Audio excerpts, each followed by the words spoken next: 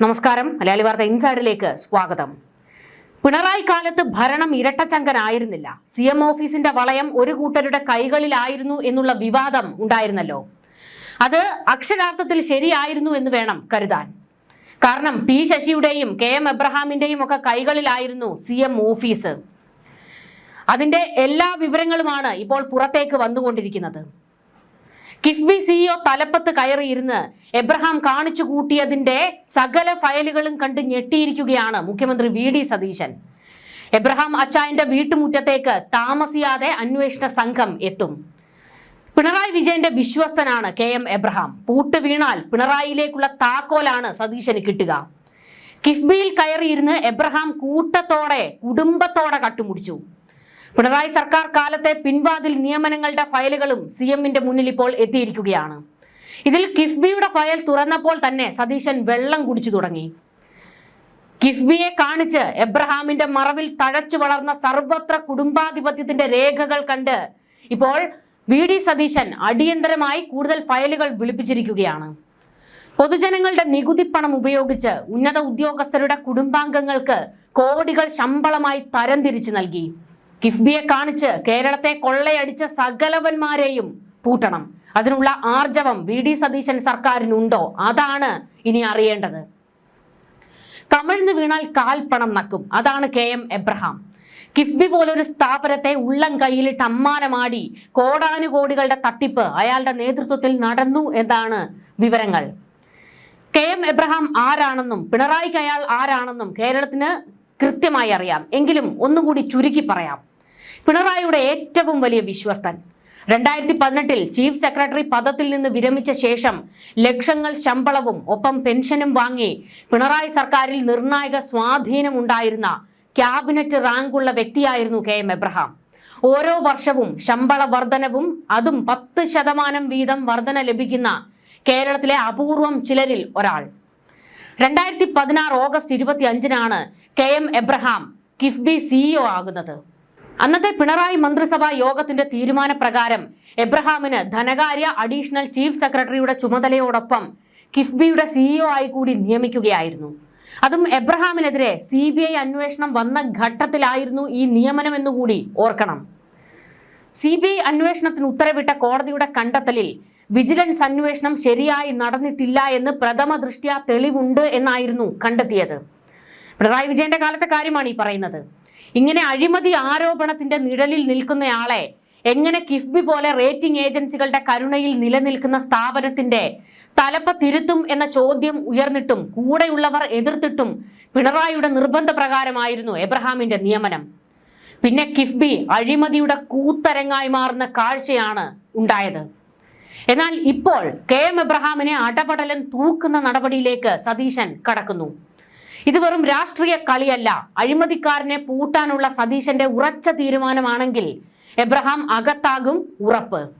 കാരണം ചെറിയ മീനൊന്നുമല്ല എബ്രഹാം. കോടതി പോലും എബ്രഹാം ഗജ ഫ്രോഡാണെന്ന് പച്ചയ്ക്ക് പറഞ്ഞു വെച്ചതാണ്. KM എബ്രഹാമിനെതിരായ അഴിമതി ആരോപണ കേസിൽ അതീവ ഗുരുതര നിരീക്ഷണങ്ങളായിരുന്നു ഹൈക്കോടതി പിണറായി വിജയൻ സർക്കാരിന്റെ കാലത്ത് നടത്തിയത്. അനധികൃത സ്വത്ത് സമ്പാദന കേസിൽ KM എബ്രഹാമിനെ രക്ഷിക്കാൻ വിജിലൻസ് ശ്രമിച്ചു എന്ന് ഹൈക്കോടതി പച്ചയ്ക്ക് പറഞ്ഞു. വിജിലൻസ് അന്വേഷണത്തിൽ സംശയങ്ങൾ ഒരുപാടുണ്ട്. എബ്രഹാം വരവിൽ കവിഞ്ഞ സ്വത്ത് സമ്പാദിച്ചു. ഇതിന് പ്രഥമ ദൃഷ്ട്യാ തെളിവുണ്ടെന്നായിരുന്നു ഹൈക്കോടതി നിരീക്ഷിച്ചത്. സത്യസന്ധമായ അന്വേഷണത്തിന് CBI അനിവാര്യമാണ്. വിജിലൻസിനെ നിയന്ത്രിക്കുന്ന മുഖ്യമന്ത്രിയുടെ ഓഫീസിലെ ചീഫ് പ്രിൻസിപ്പൽ സെക്രട്ടറിയാണ് KM എബ്രഹാം എന്ന കാര്യം വിമർശനത്തിനൊപ്പം ഹൈക്കോടതി ചൂണ്ടിക്കാണിച്ചു. അതായത് CMന്റെ ഓഫീസ് എബ്രഹാമിനെ ഊരിയെടുക്കാനുള്ള എല്ലാ കളിയും കളിക്കും എന്നായിരുന്നു ഹൈക്കോടതി അന്ന് പച്ചയ്ക്ക് പറഞ്ഞത്. ഇപ്പോൾ ഏകദേശം മനസ്സിലായി കാണുമല്ലോ KM എബ്രഹാം ആരായിരുന്നു എന്നുള്ളതിൽ. കിഫ്ബിയിൽ KM എബ്രഹാമിന്റെ ഏറ്റവും അടുത്ത വിശ്വസ്തനായിരുന്ന സെക്രട്ടേറിയറ്റിലെ മുൻ അഡീഷണൽ സെക്രട്ടറിയെ കേന്ദ്രീകരിച്ച് നടക്കുന്ന അന്വേഷണത്തിലാണ് ഈ അവിശുദ്ധ സാമ്രാജ്യത്തിന്റെ ഞെട്ടിക്കുന്ന വിവരങ്ങൾ ഇപ്പോൾ സതീശന് മുന്നിൽ എത്തിയിരിക്കുന്നത്. ഔദ്യോഗിക പദവിയിൽ നിന്നും വിരമിച്ചിട്ടും എല്ലാ നിയമങ്ങളും കാറ്റിൽ പറത്തിയാണ് KM എബ്രഹാമിന്റെ ചില ശിങ്കിടികൾക്ക്, ചില വനിതാ ഉദ്യോഗസ്ഥകൾക്ക് കിഫ്ബിയിൽ പുനർനിയമനമൊക്കെ നൽകിയത്. സർക്കാരിൽ നിന്നുള്ള പെൻഷനും കിഫ്ബിയിൽ നിന്നുള്ള ഉയർന്ന ശമ്പളവും ഈ കൂട്ടർ ഒരേ സമയം കൈപ്പറ്റി പോകുന്നു. ഇതേ സ്വാധീനം ഉപയോഗിച്ച് ഇവരുടെ ബന്ധുക്കൾക്കും കിഫ്ബിക്ക് കീഴിലുള്ള സ്പെഷ്യൽ പർപ്പസ് വെഹിക്കിൾ സംവിധാനത്തിൽ ഉയർന്ന തസ്തികയിൽ ജോലി സംഘടിപ്പിച്ച് നൽകുകയും ചെയ്തു. ഈ ഉദ്യോഗസ്ഥ കുടുംബത്തിന്റെ കൊള്ള അവിടെയും തീർന്നില്ല. ഇവരുടെ ഒരു മകന് കിഫ്ബിയുടെ അനുബന്ധ സ്ഥാപനമായ കിഫ്കോണിലും രണ്ടാമത്തെ മകന് കെഡിസ്കിലുമാണ് കസേര ഒരുക്കി കൊടുത്തത്. കിഫ്ബി, കിഫ്കോൺ, കെഡിസ്ക് എന്നീ 3 സ്ഥാപനങ്ങളും ഡോക്ടർ KM എബ്രഹാം തന്റെ അപ്രമാദിത്വത്തിൽ കൊണ്ടു നടന്നിരുന്ന സമാന്തര സാമ്രാജ്യങ്ങളായിരുന്നു. ഒരേ വ്യക്തികളുടെ കുടുംബത്തിലെ എല്ലാവർക്കും ഉയർന്ന ശമ്പളമുള്ള തസ്തികകൾ ഇത്തരത്തിൽ തരംതിരിച്ച് നൽകിയതിന് പിന്നിൽ വൻ അഴിമതിയും സ്വാധീനവും ഉണ്ട് എന്നാണ് മുഖ്യമന്ത്രിയുടെ ഓഫീസിന്റെ വിലയിരുത്തൽ. ഇതിനു പുറമെ വിഴിഞ്ഞം അന്താരാഷ്ട്ര തുറമുഖ കമ്പനിയിലെ ഒരു പ്രധാന ഉന്നത ഉദ്യോഗസ്ഥന്റെ കുടുംബവും കിഫ്ബിയെ ഒരു മേച്ചിൽ പുറമാക്കി മാറ്റിയിരുന്നു. ഈ ഉദ്യോഗസ്ഥന്റെ ഭാര്യയ്ക്കും മകനും കിഫ്ബിയിൽ നിയമനം നൽകിയതിലൂടെ സിവിൽ സർവീസിലെ ഒരു പ്രത്യേക ലോബി തന്നെ ഇവിടെ സമാന്തര ഭരണം നടത്തിയിരുന്നതായി ഇപ്പോൾ തെളിയുകയാണ്. വിരമിച്ച ഉന്നത ഉദ്യോഗസ്ഥർ കിഫ്ബിയുടെ പ്രധാന തസ്തികകളിൽ തുടരുന്ന പ്രവണതയ്ക്ക് പിന്നിൽ ഇത്തരം അവിശുദ്ധ കൂട്ടുകെട്ടുകളാണെന്ന് ക്യാബിനറ്റ് സബ് കമ്മിറ്റിയുടെ പ്രാഥമിക പരിശോധനകളിലും വ്യക്തമായിരുന്നു. ഇതിനൊപ്പം പല കേസുകളും ഇപ്പോൾ മുഖ്യമന്ത്രി കണ്ടെത്തിയിരിക്കുകയാണ്. അതായത് കിഫ്ബിയിൽ കയറി ഇരുന്നു കൊണ്ട് KM എബ്രഹാം തനിക്ക് വേണ്ടപ്പെട്ടവരെയും കുടുംബാംഗങ്ങളെയും ഒക്കെ ഈ പറയുന്ന ഉന്നത പദവികളിൽ കസേരകളിൽ കൊണ്ടിരുത്തി എന്നുള്ളതാണ് വിവരം. ഇത്തരം സർവത്ര കുടുംബാധിപത്യത്തിനും പിൻവാതിൽ നിയമനങ്ങൾക്കും തടയിടാനാണ് കിഫ്ബിയെ പൂർണ്ണമായും പുനഃസംഘടിപ്പിച്ച് ധനവകുപ്പിന്റെ നേരിട്ടുള്ള പൂർണ്ണ നിയന്ത്രണത്തിലേക്ക് കൊണ്ടുവരാൻ VD സതീശൻ സർക്കാർ തീരുമാനിച്ചിരിക്കുന്നത്. ഇനി മുതൽ യോഗ്യതയുള്ള സർക്കാർ ഉദ്യോഗസ്ഥരെയും ധനവകുപ്പിലെ ജീവനക്കാരെയും മാത്രമായിരിക്കും കിഫ്ബിയിലേക്ക് നിയമിക്കുക. അതായത് അർഹതയുള്ളവരിലേക്ക് അധികാരം എത്തുമെന്ന്. നിലവിൽ 1 ലക്ഷം രൂപയ്ക്ക് മുകളിൽ ശമ്പളം വാങ്ങുന്ന 50 പേരുൾപ്പെടെ 400ഓളം കരാർ ജീവനക്കാരാണ് കിഫ്ബിയിലുള്ളത്. ഇവരെ ഘട്ടം ഘട്ടമായി പൂർണ്ണമായി ഒഴിവാക്കാനാണ് പുതിയ ഭരണകൂടത്തിന്റെ നീക്കം. അതായത് കൂടുതലും പിൻവാതിൽ നിയമനങ്ങളാണ് ഉള്ളതെന്ന്. KM എബ്രഹാം അധികാര കസേരയിൽ ഇരുന്ന കാലത്ത് നടത്തിയിട്ടുള്ള എല്ലാ നിയമനങ്ങളെക്കുറിച്ചും സമഗ്രമായ ഒരു അന്വേഷണത്തിനാണ് ഇപ്പോഴത്തെ സർക്കാർ തയ്യാറെടുക്കുന്നത്. ഇതുകൂടാതെ KM എബ്രഹാമിന്റെ നേതൃത്വത്തിൽ ആരെയൊക്കെ അധികാര കസേരകളിലേക്ക് കൊണ്ടിരുത്തി ഇവരിലേക്ക് ഒഴുകിയ ശമ്പളത്തിന്റെ കണക്ക് തുടങ്ങി എല്ലാത്തിന്റെയും കണക്കെടുപ്പിലേക്ക് VD സതീശന്റെ നേതൃത്വത്തിൽ ഒരു കൂട്ടം ഇപ്പോൾ തയ്യാറെടുത്തിരിക്കുകയാണ്. അതിന് എല്ലാ ഉത്തരവാദിത്വവും ഇപ്പോൾ മുഖ്യമന്ത്രി കൊടുത്തിട്ടുണ്ട് എന്നുള്ള ചില വിവരങ്ങളും പുറത്തു വരികയാണ്. അങ്ങനെയെങ്കിൽ സമഗ്രമായ ഒരു അന്വേഷണം നടക്കുമ്പോൾ പിന്നാമ്പുറങ്ങളിലൂടെ അകത്തേക്ക് കയറിയിട്ടുള്ള സകലർക്കും പണി വീഴും. അവരെല്ലാവരും പുറത്തേക്ക് പോകുകയും ചെയ്യും.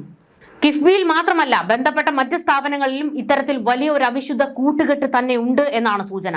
കിഫ്ബിയിൽ വിവിധ വിഭാഗങ്ങൾ ഉണ്ടെങ്കിലും മേൽനോട്ടം വഹിക്കുന്ന പ്രമുഖ തസ്തികകളെല്ലാം ഇത്തരം വ്യക്തികളുമായി ബന്ധപ്പെട്ടാണ് കിടക്കുന്നത്.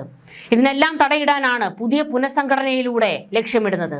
കിഫ്ബി പുനഃസംഘടിപ്പിക്കുന്നതിന്റെ ഭാഗമായി നിലവിൽ താൽക്കാലിക അടിസ്ഥാനത്തിലും കരാർ അടിസ്ഥാനത്തിലും നിയമിക്കപ്പെട്ട ഉദ്യോഗസ്ഥരെ പൂർണ്ണമായി ഒഴിവാക്കാൻ തന്നെയാണ് തീരുമാനം.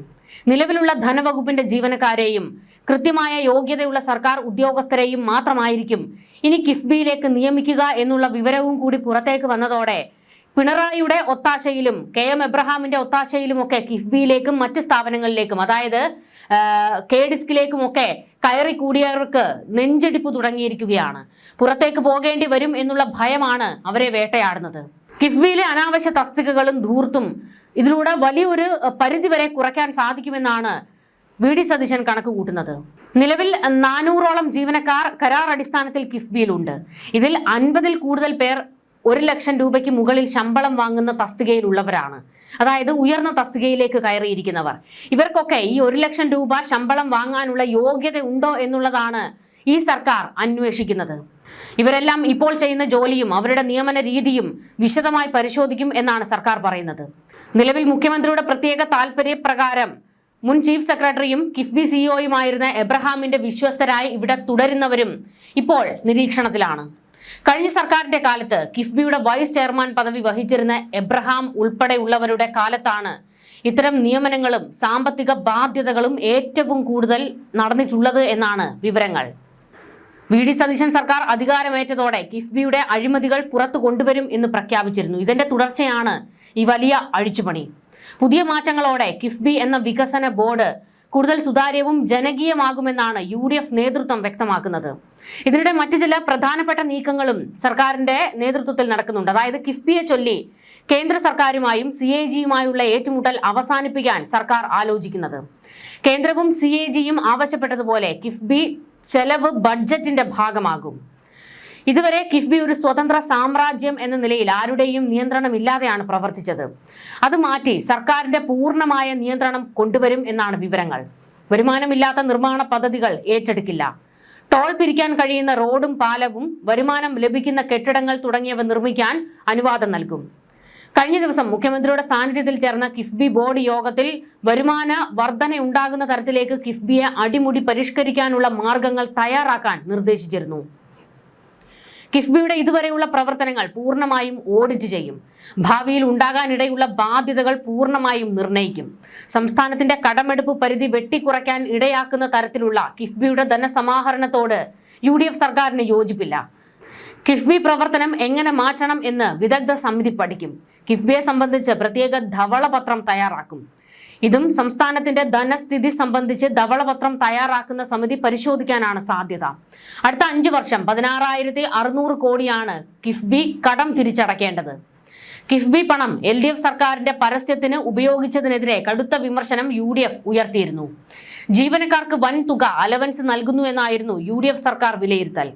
അലവൻസ് വെട്ടിക്കുറയ്ക്കാനും സാധ്യതയുണ്ട്. ഭരണമാറ്റത്തിന് പിന്നാലെ കിഫ്ബി CEO എബ്രഹാം രാജിവെച്ചിരുന്നു. അഡീഷണൽ ഡയറക്ടറായ മിനി ആന്റണിക്കാണ് നിലവിൽ CEOയുടെ താൽക്കാലിക ചുമതല. 2016 ഒന്നാം പിണറായി സർക്കാരിന്റെ കാലത്തായിരുന്നു കിഫ്ബി പുനരുജ്ജീവിപ്പിച്ചത്. കിഫ്ബിയിലൂടെ ഒരുപാട് പദ്ധതികൾ കേരളത്തിൽ നടപ്പാക്കിയിട്ടുണ്ട്, ഇല്ല എന്നല്ല. പക്ഷെ അതിന്റെ മറവിൽ നടന്നിട്ടുള്ള കോടാനുകോടികളുടെ തട്ടിപ്പും അഴിമതിയുണ്ട്. ഇപ്പോൾ ഈ പറഞ്ഞതുപോലെ കിഫ്ബിയുടെ തലപ്പത്തേക്കൊക്കെ കയറിയിരുന്ന എബ്രഹാമിനെ പോലെയുള്ളവർ ആ സ്ഥാപനത്തെ അവരുടെ ഒരു കുടുംബാധിപത്യത്തിന്റെ കീഴിലേക്ക് കൊണ്ടുവരികയായിരുന്നു. ഒരു കൂട്ടം ശിങ്കിടികളെയും കുടുംബക്കാരെയും ഒക്കെ നിയമിച്ച് കോടികളിലാണ് ഇങ്ങനെ കുടുംബങ്ങളിലേക്ക് ഒഴുക്കിക്കൊണ്ട് പോയിട്ടുള്ളത്. വലിയ തട്ടിപ്പ് ഇതിന്റെ പിന്നിൽ നടന്നിട്ടുണ്ട്. ഇതിലേക്കൊക്കെ കൃത്യമായ ഒരു അന്വേഷണം നടക്കുകയാണെങ്കിൽ എബ്രഹാമിന് ഉൾപ്പെടെ കുരുക്ക് വീഴും എന്നുള്ളതാണ് വ്യക്തമാകുന്നത്. ഇതുകൂടാതെ കിഫ്ബിയെ ഒരു അസറ്റാക്കി കൊണ്ടു നടന്ന, അതായത് ഒരു പൊന്മുട്ടയിടുന്ന താറാവാക്കി കൊണ്ടു നടന്നത് ആരൊക്കെയാണോ അവർക്കൊക്കെ പൂട്ട് വീഴും. ന്യൂസ് ഡെസ്ക് മലയാളി വാർത്ത ഇൻസൈഡ്.